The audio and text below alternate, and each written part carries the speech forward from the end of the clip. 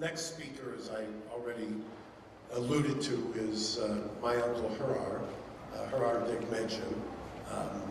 Richard, I first met some 31 years ago when I was dating his niece, his baby sister's daughter.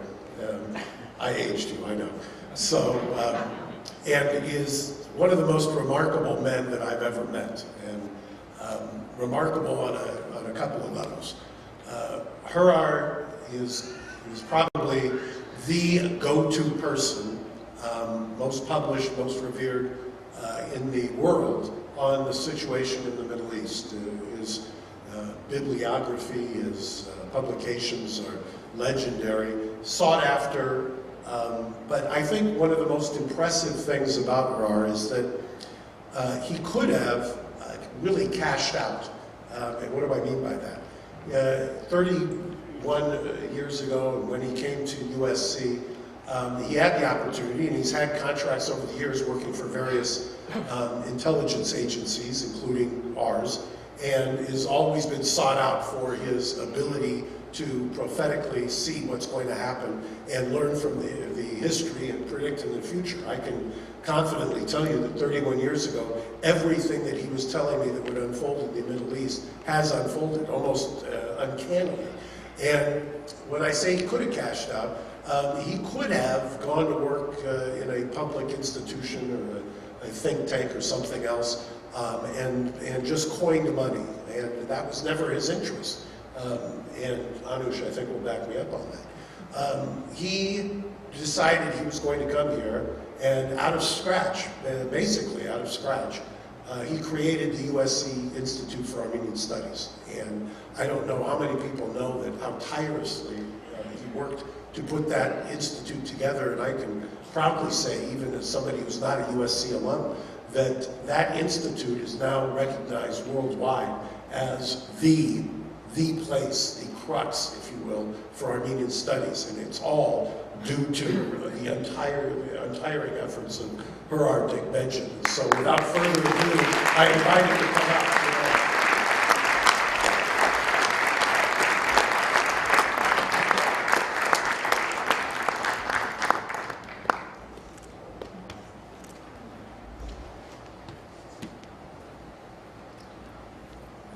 Thank you. I'm overwhelmed by that introduction, Mark. You get an A+ too. Thank you. Next week is the final week at USC, and then come the finals, and I've got to give grades. And then get back there for one more semester and maybe retire. Love to go back to Washington, by the way. Always miss Washington. Even these days.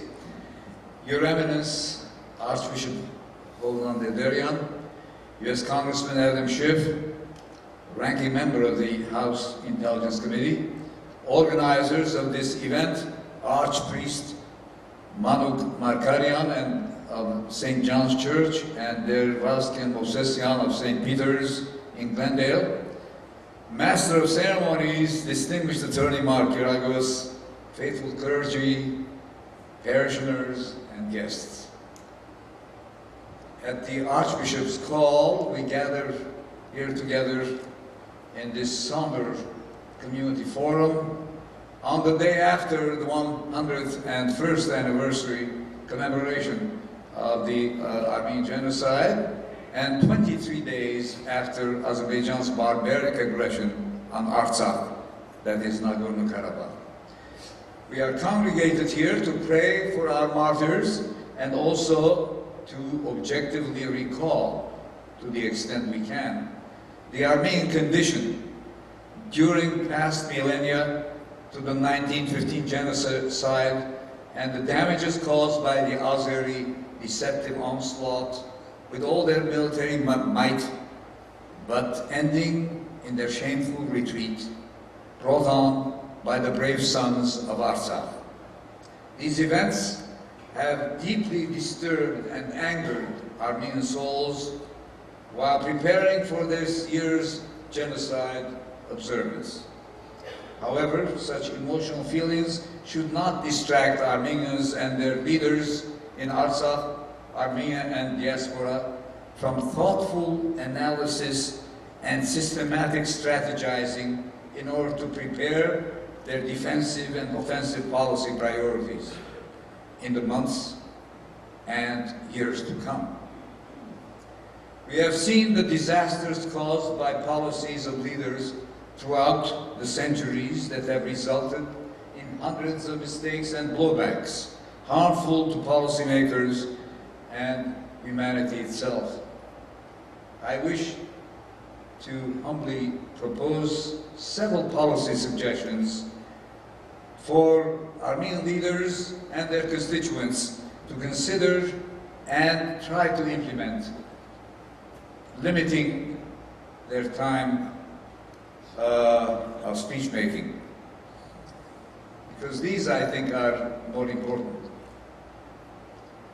Among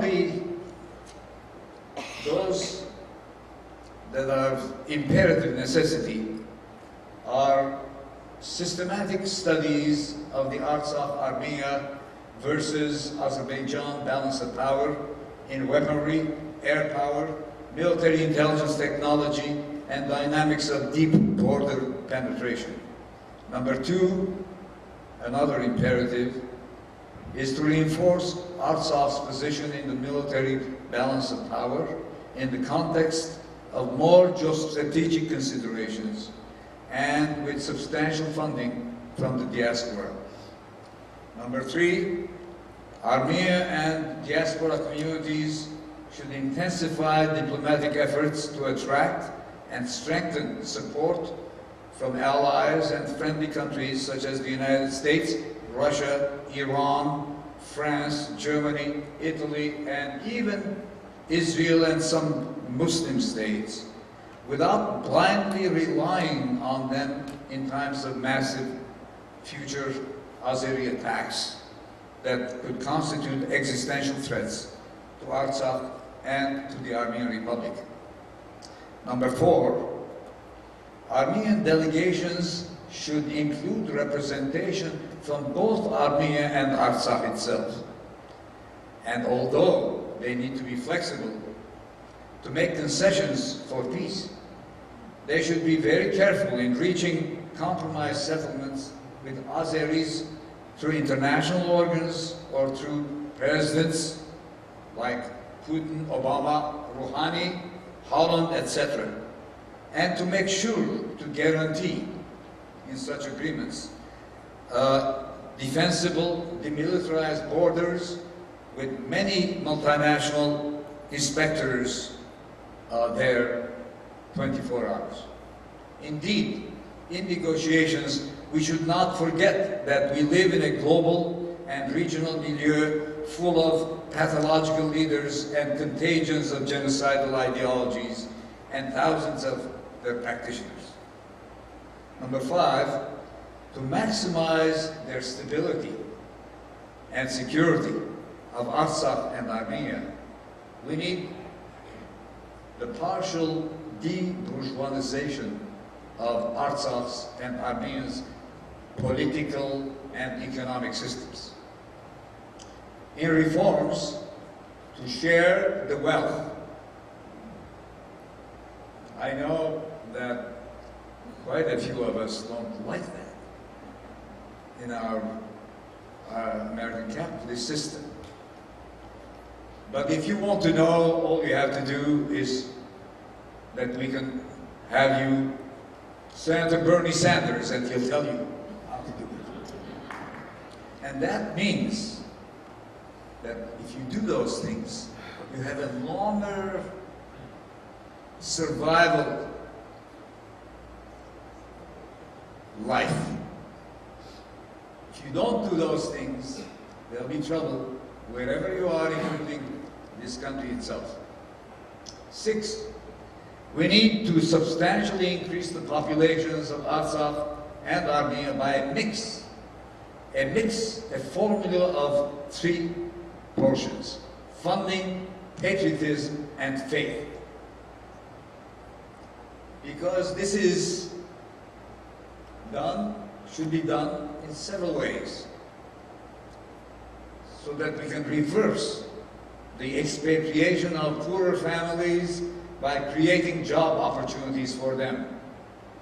And then to enlarge families with economic support for a higher birth rate, for higher birth rates, more babies. And number three, start very aggressively campaigns and provide incentives for diaspora Armenians to return to their homeland. This learning from, I think the congressman will understand me. Aliyah. Aliyah was the mechanism, the faith by which the immigration of Jews to Palestine and later Israel dramatically increased. Because in the old Ben-Gurion days, there are very few people, relatively speaking. And that's not the way you build a state.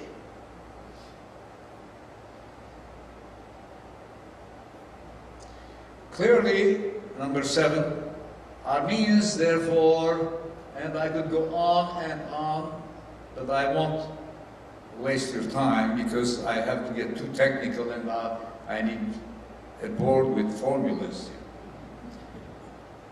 Number 7, clearly, Armenians need a miracle. A belated unity of all Armenian organizations on this planet. And you know that's not easy. And number 8, the epicenter of this miracle has to be the Armenian Church. Tears came to Armenian eyes when we saw the Catholicoi Karekin of the Holy See of Dekmejian and Aram of the Great House of Cilicia going together to the Karabagh front to console, to bless, and encourage the Artsakh fighters and their families. The two supreme leaders of the Armenian Church quickly witnessed the flowing spiritual dynamics of Karabagh. From children to soldiers, many of them in hospitals, wounded, old veterans and women. This was the persistent outpouring of their religious beliefs, combined with a powerful Armenian identity. In projection of fighters' confidence, Artsakh's manifest, and I noticed that for the first time, more profound commitment to the ancient faith of the Armenian people, what Father Vaskin has defined for many years as Armenian Christianity, based on a unique Christian national identity to drive the Armenian spirit of survival as it has done for centuries in an ever-dangerous world, particularly in the Middle East and the Caucasus. Why should the Church take the lead in Artsakh, in Armenia and beyond? Because the Church is the only power, the only institution that can provide the Artsakhis with shenor, grace, charis in biblical Greek, both on and off the battlefield. Divine grace which they desperately want more urgently. That's our soldiers, especially our Artsakh soldiers. They want it more urgently than they want military, economic, and medical help, which they desire. But their first interest is that powerful faith of what we call Armenian Christianity. As we saw them on television, the fighters, their families, commanders, the blessed Archbishop Bakir Martirosyan and his brave clergymen at the front, These represent the holy successors of their forebears, who were prompted by this charis, this shnor, the grace, to fight and sustain Armenia's survival throughout the centuries. Yes, the Artsakh fighters are the successors of a whole batch, which I will very briefly cover, of fighters with clerics who sustained Armenians throughout the centuries. Number one, of course, General Mamigonian, his chaplain, Levontievets, and 60,000 martyrs who fought at Avarai in 451 AD. They fought the Persian armies, Zoroastrian Persian armies, by refusing to give up their Christian faith. But soon after that martyrdom, Armenians led by General Vahan won and preserved their faith by the Varshak Treaty of 489 AD. Defeat changed into victory. We may also cite several recent precedents to inspire our Artsakh warriors. A century ago, Armenian genocide survivors sought to establish a new Armenia. What a dream. 1918 is a crucial date. The Battle of Sardarabad against Turkey to defend our new republic, as church bells and clerics led by Archbishop Karakin Hovsepian, later Catholicos, inspired the people and called them to join the fight and turn the tide to victory. In the same year, 1918, the Battle of Arara, the mountain near Jerusalem, where Armenians, escaping the genocide and helped by the Jerusalem Patriarchate, joined Marshal Allenby's forces, British forces, to volunteer and fight the Ottoman Turks. The battle was won, as 28 Armenian soldiers had fallen and were buried as martyrs at the Jerusalem Armenian Patriarchate. In 1922, self-defense of Aintabtsi Armenians, where my mother came from, led by Father Nerses Davutjian and the British officer Albert Levonian and the famous Dashnakhtun leader of Aleppo, I forget his last name, saving the residents and transferring of Aintab and transferring them Aleppo through the French military help. More notable, however, was the pioneering victory of Artsakhs against the Azeri hordes in the Liberation War of 1992-1994. Yet there is one historical event to trace this mystical early foundations, the roots of Artsakh's unique psycho-spiritual character. In 430 AD, the creator of the Armenian alphabet, Saint Meshob Mashtots, came to Artsakh and established the first school there to study the Bible with new letters that he had created, which sustained them, the Artsakhs, for 17th centuries until today. No wonder Artsakh are among the earliest practitioners of what we call Armenian Christianity. Unlike many of us with bourgeois lifestyles, Artsakh practice what they preach in their faith as they proudly pray, recite, and sing about their mission based on that type of religious drive. To fight, they say, Vasen Abado Yev Vasen Hayrenyat. Their fight for our faith and for our fatherland. To sacrifice themselves, they call it Amma Panim Spasargu Chorut Chorim Im Hayastan, as servants of the everlasting Word, that's the divine Word, and the profound mystery of our Armenia. To praise the mystery of the Armenian Church, the birthplace of souls. And then I'm reminded of what those beautiful children sang. The Armenian Church, the birthplace of souls.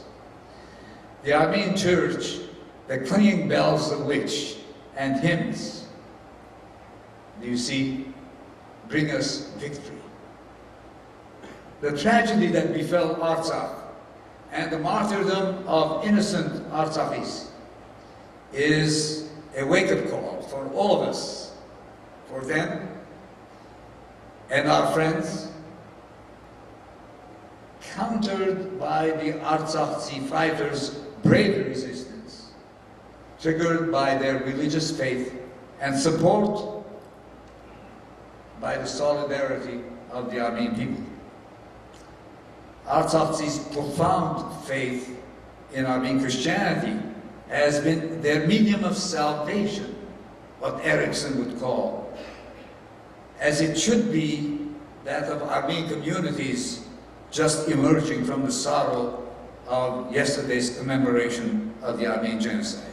I hope and pray that the Armenian Church and its leadership takes the lead in making plans to reach out and reinforce Artsakh's dynamic faith and help them in every way to assure their survival now and for generations to come.